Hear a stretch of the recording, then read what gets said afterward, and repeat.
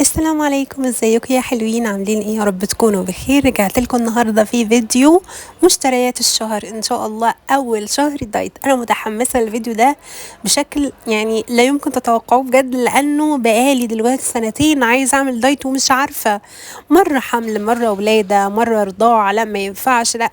فالموضوع كان صعب قوي. فانا اخيرا الواحد شم نفسه كده وخد القرار ان هو يعمل دايت. عايزه اقول لكم ان انا تخنت 15 كيلو بسبب الحمل مش وبسبب مشكلة، الولادة. فده المهم الحمد لله يا على رب كل يبقى حال. بخير وان شاء الله يكبر كده على خير. ولكن انا يعني غصب عن الواحد بيبقى حاسس باكتئاب، حاسس ان حياته اتغيرت، حاسس ان يعني حاجات، طبعا اللبس كتير جدا مش عارفه البسه. فاخيرا خدت القرار انه خلاص كده لازم الدنيا تتغير، الاكل يكون صحي، ندخل جيم وكل الكلام ده، وهشارك معاكم التجربه دي. طبعا دي كوبايه كنت عايزه اشتريها. طبعا الكوبايه دي مشهوره قوي، اي حد كده بيحاول ان هو يشرب ميه كتير بيشتريها الفتره دي. فعايزه اقول لكم شوفوا سعرها 900 جنيه بس، لا استنوا 899.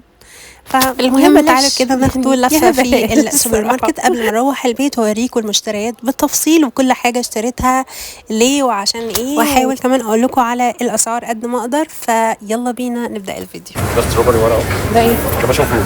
خلاص ناخد بشوف. 100% ناتشورال. تشيزا مش بيكون فيها اكتر الحقيقة. جربناها ولا ما جربناهاش؟ جربناها. استنى انا عايزة دي. عايزة دي.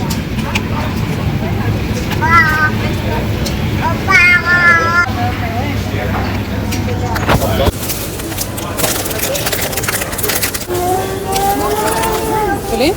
عايزه بيني. لا عجبتني الوادي احسن حاجة بصراحة. محاشي هنا.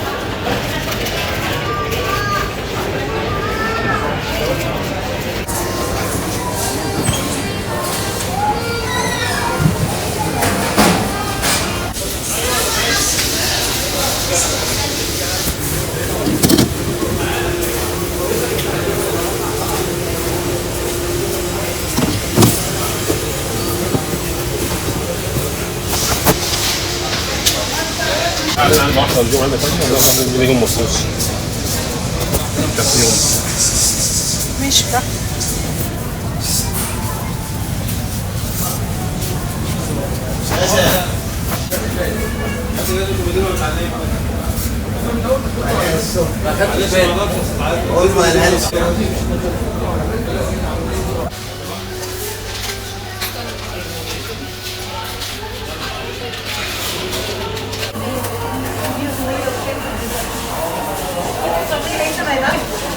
مفيش حاجه في الثلاجه ده. معقول خالص؟ ده عندك بقى، انا عندي جرين كولا اهي. فين جرين كولا؟ هي.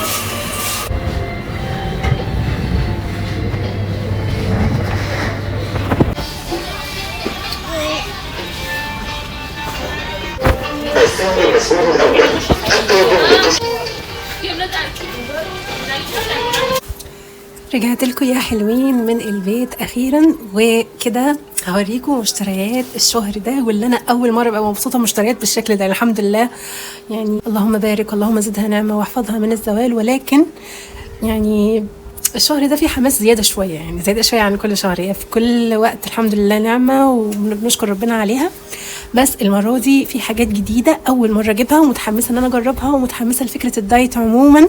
فتعالوا معايا نشوف. في حاجات طبعا هي اساسيه بتاعت كل شهر زي الحاجات المنظفات وكده، بس تعالوا كده نشوف مع بعض. ماشي يلا بينا. بصوا، اول حاجه كنت نفسي اجربها بجد هو العيش ده. تمام، ده عيش اسمر اللي هو بيبقى فيه المربعات دي، كنت بشوفه كتير قوي بيستخدموه، بس ما كانش بيبقى بينزل في جمله ماركت. اول مره الاقيه في جمله ماركت هي الشهر ده. تمام، مفروض ان هو اصلا الياف كتير، وفي مش عارفه دهون مفيش خالص، الكربوهيدرات 9 جرام. بص طبعا احنا ان شاء الله يعني هبتدي انا احسب السعرات وكل الكلام ده، فحلو ان هم كاتبين كل حاجه عليه. دي حاجه جميله بتساعدنا اكتر ان احنا نحسب كويس، بالذات في ابلكيشنز كتير بتاعت سعرات، ولكن بيبقى محتاجه شويه بيانات، فاهمين؟ فاكياس العيش في الاغلب مش بيبقى عليها الديتيلز دي، فدي حاجه حلوه ان هم مهتمين بالكلام ده. دي كان سعرها 50 جنيه. تمام. بصوا مش كل حاجه هعرف اقول لكم اسعارها، ولكن الحاجات اللي انا فاكره اسعارها عشان هي جديده عليا فهقول لكم عليها. تمام. ده بقى طبعا التونه بتاعت روز جاردن. طبعا انتوا عارفين ان انا كل شهر بجيبها، هي تونه مفتته ولكن طعمها حلو. في مفتت بيبقى طعمه زفر كده مش حلو، بس دي والله طعمها جميل قوي. تمام. الثلاثه بحوالي 90 جنيه او اقل كمان، انا مش فاكره بالظبط 88 90. يعني انتوا لو بتروحوا جمله ماركت هتعرفوا السعر بالظبط، بس هي سعرها لقطه، فاهمين ان هي فكره ان هي تونه وفي نفس الوقت سعرها كده. طبعا اللي هي بتبقى قطعه وكده هتبقى اغلى، فقلت اجيب المفتته هتبقى حلوه مثلا مع سلطه او كده هتبقى تحفه. اوكي. جبت كمان حمص مسلوق ومجمد من بسمة. الحمص هيبقى نوع بروتين نباتي حلو قوي في السلطات وكده، هيبقى اضافه حلوه. تمام. طبعا لو انتوا تقدروا تشتروه انتوا ني وتسلقوه وتنقعوه تسلقوه كل الكلام ده هيبقى طبعا اوفر. ولكن انا عشان باختصارا للوقت وان شاء الله بعد كده شويه شويه هبتدي اجيب مثلا عدس وحمص والحاجات دي واسلقها واحطها في الفريزر بحيث ان هي تكون جاهزه تضاف على اي سلطه او اي حاجه، فاهمين. تمام. جبت كمان شوفان زي ما انتم شايفين، شوفان اللي هو حبه كامله. كان في مطحون بس انا مش عارفه دماغي كانت فين صراحه، انا جبت كله كده. بس انا كنت كل تفكيري في الجرانولا. لو انتوا تعرفوا الجرانولا بتتعمل اصلا بالشوفان. وجبت لها كمان ايه بقى، جبت لها زبيب اوكي وكاجو وعين اللي هي عين الجمل. فدول بقى المفروض ان احنا هنحطهم مع الشوفان ويتحمصوا في الفرن. وفي كده طريقه بتتعمل بيها الجرانولا بصراحه بتبقى ارخص من اللي هي بتتباع جاهزه. بصوا ده هنخليه اخر حاجه وهحكي لكم عليه، ده مش لبن بودره بس هحكي لكم عليه بعدين. تمام. اوكي. بصوا بالنسبه للبهارات الشهر ده حبيت ان انا اضيف حاجات جديده. في الاغلب انا ما بستخدمهاش او بستخدمها كل فتره وفتره، لان الشهر ده المفروض هو معتمد على التتبيلات، لان احنا عندنا انواع بروتين بقى كتير فعايزين نتبلها تتبيلات مختلفه. مش انواع كتير الصراحه، هي اكترها فراخ، ولكن انا بحب الفراخ يبقى ليها طعم حتى وان كنت بعمل دايت، فاهمين. فجبت بقى ايه، جبت ريحان وزعتر ريحان وزعتر وكمون وفلفل اسمر. طبعا كمون وفلفل اسمر ده اساسي. جبت كمان بهارات الفراخ من باب الشام، بيقولوا انها حلوه، اول مره اجربها بصراحه، مش عارفه اذا كانت هتطلع حلوه فعلا ولا لا. ولكن الروزماري سوري مش ريحان، روزماري وزعتر. اوكي. فدول اللي فعلا بيفرقوا في الطعم، بيعملوا ريحه حلوه في الاكل يعني، فاهمين، بالذات في التتبيلات. فدول ان شاء الله انا هعتمد عليهم.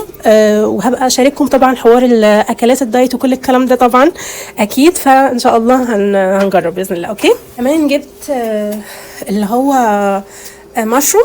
طبعا المشروم ممكن نعمل بيه بيكاتا، نعمل بيه الحاجات دي حاجات بس بطريقه صحيه اكتر يعني، وهو طبعا نوع بروتين. وجبت طبعا جبنه تشيزا. جبنه تشيزا دي اللي هي المفروض مكتوب عليها 100% ناتشرال، اللي هي المفروض ان هي طبيعيه يعني مش ما فيهاش زيوت نباتيه. فدي حاجه حلوه. طعمها لسه ما اعرفش بصراحه، مش فاكره اذا كنت جربتها قبل كده ولا لا، بس انا لقيتها طبيعيه فقلت ايه هتبقى حاجه حلوه وصحيه اكتر. جبتها بطعم اللي هو الاسطنبولي. جبنه رودز، هي بيتنا لا يخلو من الجبنه الرودز رغم ان هي نباتيه ولكن طعمها حلو الصراحه. اوكي. وطبعا جبنه الوادي حكيت لكم عليها قبل كده، قلت لكم جبنه الوادي تحفه، احسن جبنه موتزاريلا كلتها بصراحه، وسعرها مناسب يعني، هي حلوه وسعرها مناسب. في انواع طبعا طعمها حلو بس سعرها مبالغ فيه، فجبنه الوادي الاخضر تحفه على ضمانتي. لو لقيتوها في اي مكان خدوها. طبعا هي 100% طبيعي، ما فيهاش، هي مش نباتي، فدي حاجه يعتبر هي للاسف الموتزاريلا فيها دهون كتير، بس لو حطيناها بعقل يعني فبتبقى عادي صحيه. بصوا كمان جبت ايه، جبت المشروب ده اللي هو اسمه جرين. كله بيبقى حاجات صحيه وبتبقى نو شوجر. تمام. بس الطعم ده او قصدي الطعم ده هو اول مره الاقيه نازل، هو الباشن فروت. هو في العاده كنت بلاقي ده طبعا هو محلى بالستيفيا يعني، اكيد مش فيه سكر نهائيا، هو بيبقى حلو بس فيه ستيفيا.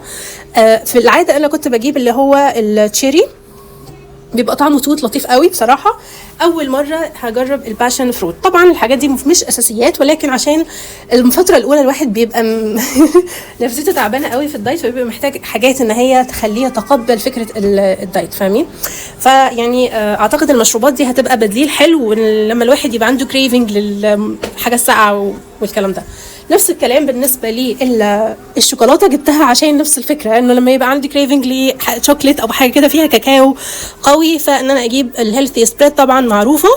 جبت النوع ده مكتوب عليه بروتين، معرفش هي في كذا نوع على فكره.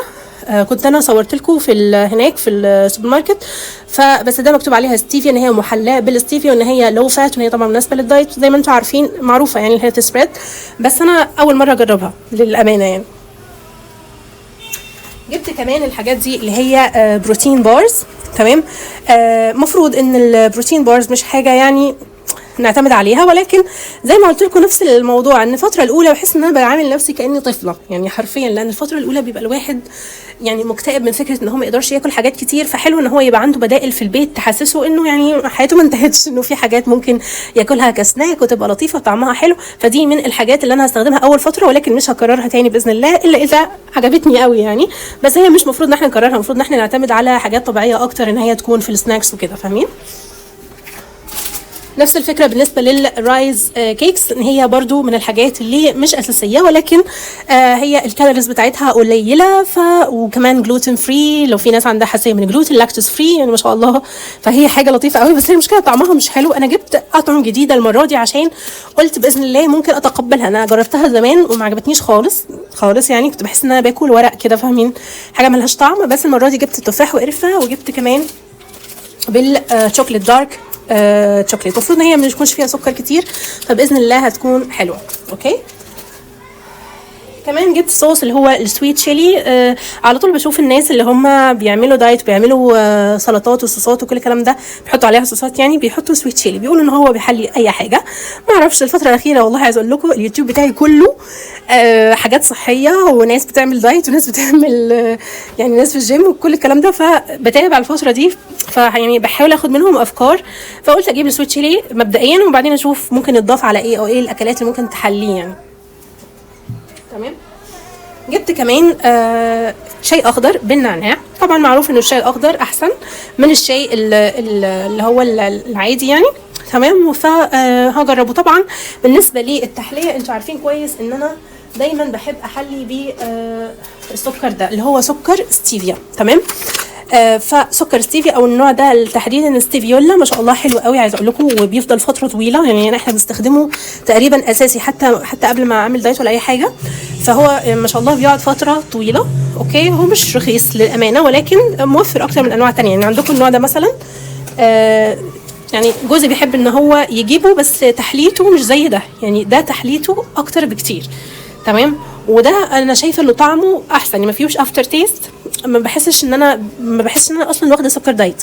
فده من الحاجات الحلوه ممكن احلي بيها المشروبات زي الشاي اللي وريته لكم دلوقتي او اي حاجه تانية. اوكي. وكمان جبت اللي هو زبده فول سوداني. الحاجه الحلوه في جمله ماركت ان هم بيعملوا زبده فول سوداني قدامكم طبيعي، من غير اي اضافات، من غير زيت، من غير سكر. فدي حاجه ايه طبيعيه. طبعا طعمها مش زي اللي هي محلاه يعني، ولكن مهم ان هي تكون صحيه، دي اهم حاجه. ماشي. وجبت كمان تمر الطحان. طبعا معروف ان هي من الانواع الحلوه في التمر. مفروض ان انا ناويه ان شاء الله انه لو فضل حاجه من المكسرات الحبه اللي انا جايباهم احشيهم، مثلا احشي التمرات في حاله ان انا كنت عايزه سناكس او حاجه، او ممكن برضو يتاكل كده لوحده هيبقى لطيف، او اضافه على مثلا زبادي ومعاها شويه جرانولا وشويه تمر، هيبقى سناك حلو جدا، بالذات بقى بعد الجيم او قبل الجيم، حاجات كده تدي طاقه يعني. المج ده عجبني قوي. هو مج يعني بسيط سمبل خالص، ولكن كل فتره بحب ان انا اجيب حاجه جديده، ولو عندي حاجه قديمه مثلا مبقتش استخدمها فتره طويله، فممكن ان انا اتخلص منها واستبدلها بحاجه جديده لحد ما الاقي المج المنشود بتاعي. لان عايز اقول لكم انا انسانه ما بيعجبنيش اي مج في الحياه. انا ممكن افضل سنه كامله ما اشتريش مج لمجرد انه مفيش مج عاجبني. فقلت لا، المره دي انا هشتري حاجه بس عشان تحببني ان انا اشرب فيها مشروبات، يعني حاجه كده تشجعني ان انا اشرب مثلا شاي اخضر او حاجه مثلا صحيه، اعشاب، مش عارف ايه، بس تكون حاجه جديده وشكلها كيوت. كمان ده من مفازة. الصراحة أنا مفازة ما بجربه يعني، في العادة أول مرة بصراحة إن أنا أجربه.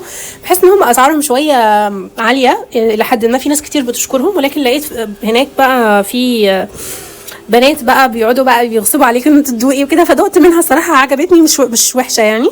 فقلت ما نجربهاش ليه. عبارة عن صدور هو تركي مدخن باين او حاجه مش عارفه.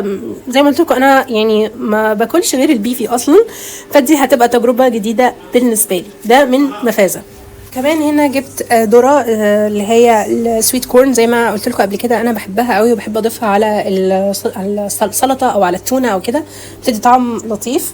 جبت كمان مربى مربى كانت لايت، مكتوب عليها لايت ان هي مناسبه لمرضى السكر، فيعني اكيد ان هي سكرها قليل، فقلت برضو حاجه يعني احتياطي عشان لو واحد زي ما قلت لكم حصل له كريفنج لحاجه مسكره يلاقي بديل صحي في البيت. جبت كمان دول برضو اللي هي عباره عن اوت بولز، مكتوب عليها كده زي الشيبس ولكن بالشوفان، ومكتوب ان هي 50% less fat وان هي هيلثي، يعني ان هي بيكد مش فرايد، بمعنى ان هي مش مقليه، ما فيهاش زيت كتير، فممكن تبقى بديل برضو زي ما قلت لكم لما الواحد يبقى خلاص هيضعف ياكل حاجه بديل صحي. الحاجات دي مش كل يوم، الحاجات دي بس في اوقات معينه. تمام. كمان جبت الجبنه تشيدر دي اللي هي مكعبات برضو عشان تتحط على السيزر سالاد، بتبقى لطيفه. جبت كمان العلب دي، لقيتهم عاملين عرض هناك التلاتة مع بعض ب95 جنيه. تخيلوا ان هي عرض حلو قوي بصراحة. فالعلب دي فكرتها ايه بقى؟ انا عندي ما شاء الله حافظات كتير في البيت، ولكن انا محتاجة الحجم ده تحديدا عشان بفكر ان انا ان شاء الله خلال الايام اللي هي مثلا الايام بتاعه الدايت وكده ان انا احضر فيها حاجات جاهزه، بمعنى مثلا فراخ جاهزه مثلا شوياها وعاملاها قطع فاملى منها واحده من دول، مثلا خضار مشوي برضو نفس الكلام املى واحده من دي، سلطه مثلا اللي هي اغسلها كويس واحطها، تبقى عندي بدائل جاهزه لما احس ان انا يعني لما اكون مثلا جعانه وخلاص بقى الدنيا بايظه ومش لاقيش مزاج ان انا استنى لسه هطبخ حاجه صحيه وكل الكلام ده، ممكن احط ده على ده، فهيبقى في الاخر وجبه صحيه. فاهمين؟ يبقى فيها نشويات وبروتين وكله.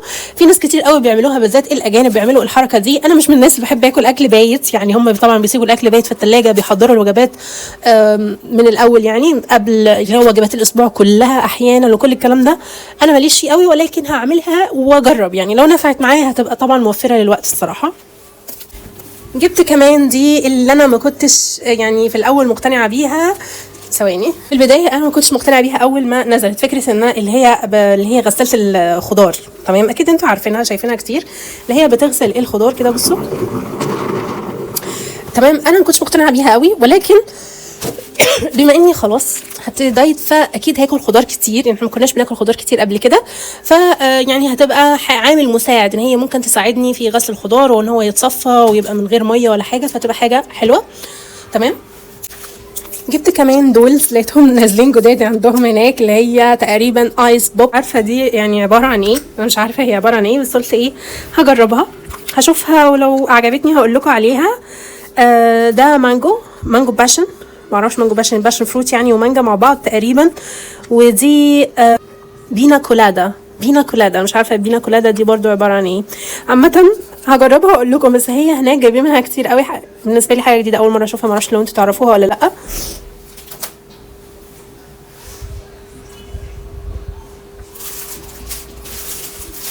جبت كمان زيتون وخيار مخلل. الحاجات دي طبعا بروبيوتكس صحيه على فكره، مش معنى انتوا عاملين دايت ان ما تاكلوش مخللات خالص، بس كلوها بكميات معتدله، عشان هي طبعا فيها ملح، ولكن هي زي ما قلت لكم صحيه، بيبقى فيها بكتيريا نافعه، فتبقى حاجه. القرشه دي برده ملهاش علاقه باي حاجه، ولكن حسيتها مريحه قوي قوي، بالذات بقى للحاجات اللي هي الحمام تحديدا طبعا، اللي هو البانيو وكده، فهيبقى في الاماكن اللي الواحد مش لازم يوطي على الاخر عشان يغسلها. حسيتها هتبقى مريحه قوي. تعالوا بقى خليني اوريكم اللحوم اللي جبتها من جمله ماركت، ولكن دي مش كل اللحوم طبعا، اكيد ان احنا باذن الله هنجيب غيرها يعني لما تخلص ان شاء الله على خير، بس لانه الدايت بيبقى عايز بروتين كتير. تمام. وانا للاسف ما عنديش ديب فريزر، انا عندي فريزر بتاع الثلاجه بس، هو ما شاء الله كبير بياخد، ولكن ستيل مش هياخد كتير يعني، فبجيب على قد مثلا طبخات اللي هي اسبوعين او حاجه، مش اكتر من كده. فبالنسبه للفراخ جايبه دبابيس فراخ، اوكي، كانت دي ب120 جنيه. وجايبه كمان اللي هي وراك مخليه، دي ب111 جنيه، مكتوب عليها الاسعار فسهل ان انا اقول لكم عليها. كمان عندهم كبده الفراخ حلوه قوي بحبها، دي ب48 جنيه. تخيلوا سعرها كويس قوي بصراحه، ده بس ده نص كيلو طبعا، اوكي. لكن حلو ان هي ما فيهاش بقى القلوب الكتير زي اللي هي بتتباع عادي. وجايبه كمان صدور فراخ، كانت الكميه دي ب 98 جنيه اللي هو نص كيلو. انا مش عارفه الاسعار دي اذا كانت حلوه ولا لا، ولكن حاجتهم نظيفه. فمبدئيا يعني ممكن احنا نبدا بيها الشهر، وبعد كده طبعا لو احتاجنا اي حاجه تانية بقى هنجيبها. طبعا كمان بجيب لحمه مفرومه عشان خاطر نعمل بيها كفته او برجر او كل الكلام ده، طبعا بالاستعانه بالاير فراير او الفرن اكيد ان شاء الله، او يعني حتى ممكن في الطاسه، بس بتبقى احط فيها حبه زبده صغيرين، حبه سمنه مثلا بلدي صغيره، هتبقى برده صحيه ومحسوبه. طبعا نحسب السعرات ونحسب الدهون وكل حاجه تبقى زي الفل. بصوا عشان قولي ما يزعلش، تعالوا اوريكم جبت له ايه. جبت له الرمله بتاعته، دي اهم حاجه عنده. طبعا النوع ده لو في حد بيربي قطط، فالنوع ده تحفه بصراحه، من يعني معتمدينه بقالنا فتره. بصوا اهو النوع ده اسمه بلاس تقريبا او حاجه شبه كده. فده جميل ومش بيطلع ريحه خالص خالص خالص. تبقى رمل كربوني سولي، تمام. اخوه الصغير اكيد هنجيب له بامبرز وهنجيب له كل حاجته. وبس كده، هي دي مشتريات الشهر. فقولوا لي رايكم لو الحاجه مثلا عجبتكم، في حاجه ناقصه او لا. انا للاسف نسيت اجيب زيت زيتون، دي الحاجه اللي بالنسبه لي ناقصه. عندي عسل اوريدي اوكي، فللاسف نسيت ان انا اجيب زيت زيتون، ولكن مش مشكله تمام. بلس ان انا ما جبتش طبعا ملوخيه او خضار وكل الحاجات دي، عشان ناويه ان انا الملوخيه اوريدي عندي في الفريزر. وبالنسبه للخضار بقى، الحاجات التانية بقى، شوربه خضار مش عارف ايه الكلام ده، برضو هجيبه فريش وهعمله فريش، مش هجيب مفرزن. في حاجات تانية برضو بنجيبها من البيت من قريب، ما مش بنجيبها من جمله ماركت عشان ما نتقلش على نفسنا، زي مثلا اللبن، البيض، الحاجات دي بتبقى حاجات يوميه، فبتتجاب من اي محل تحت البيت. وبس كده. نسيت اوريكم ده يا جماعه، ده كنت خلاص قفلت الفيديو، بس نسيت اوريكم اهم حاجه في المشتريات اللي هو ده. لقيت عند جمله ماركت بيبيعوا واي بروتين، اهو مكتوب عليه واي بروتين تمام. عارفين الواي بروتين اللي بتاخد بقى لما حد يدخل جيم؟ طبعا مش لازم يبقى بيشيل اوزان، طبعا مش لازم. طبعا انتوا عارفين الواي بروتين اي حد بيتمرن او ان هو بيحاول ان هو يبني عضل فبيحتاجه تمام عشان يكمل احتياجه اليومي من البروتين. فلقيت ده قلت اما اجربه تمام. انا بصراحه كل الكلام ده جديد عليا، يعني حتى لما كنت بعمل دايت قبل كده كنت بعمل الدايت العادي بتاعنا، عمري ما استخدمت بروتين ولا عمري دخلت جيم حتى. فقلت المره دي نخلي التجربه ان شاء الله مختلفه، جايز ان هي تكون افضل تمام. فهجربه معاكم وبعد كده نشوف. انا ما جربتش المعلب عشان اعرف اذا كان هيفرق عن السايب ولا لا، بس ده سايب مكتوب عليه بروتين امريكي. فهنشوف، ربنا يسهل ويطلع حلو يا رب، يطلع طعمه جميل. وبكده الفيديو بتاعنا هيكون خلص. استنوني ان شاء الله في فيديوهات الجايه، هتبقى كلها عن الدايت، روتيني في الدايت، عن تجربتي في الجيم، وهنبتدي كده المشوار مع بعض. يعني هي مرحلة جديدة في حياتي، فطبيعي ان انا هشاركها معاك. فلو اي واحدة فيكم حابة ان هي تتحمس ونبدأ، فيلا بينا نبدأ. مش لازم نستنى بداية السنة عشان نبدأ اي قرار جديد وكل الكلام ده. يلا نبدأ من دلوقتي عشان سنة 2026 ان شاء الله تكون سنة مختلفة. زي ما بقول لكم على طول، المقولة اللي انا بعشقها: بعد عام من الان ستتمنى لو انك بدأت اليوم. فيلا نبدأ النهاردة، وباي.